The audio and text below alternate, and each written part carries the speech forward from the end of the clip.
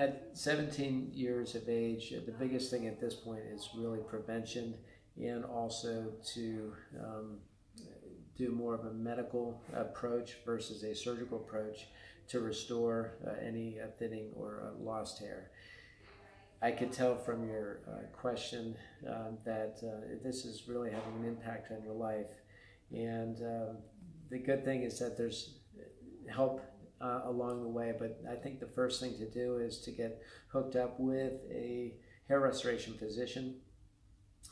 who can take a look and see what exactly is going on. Kind of the knee-jerk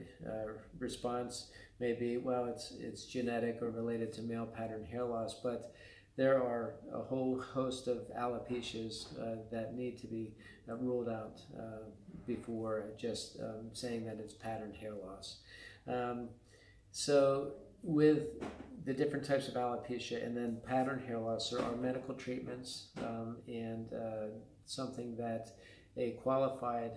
physician who is really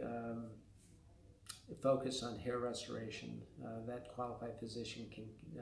diagnose you and then put you on the right course.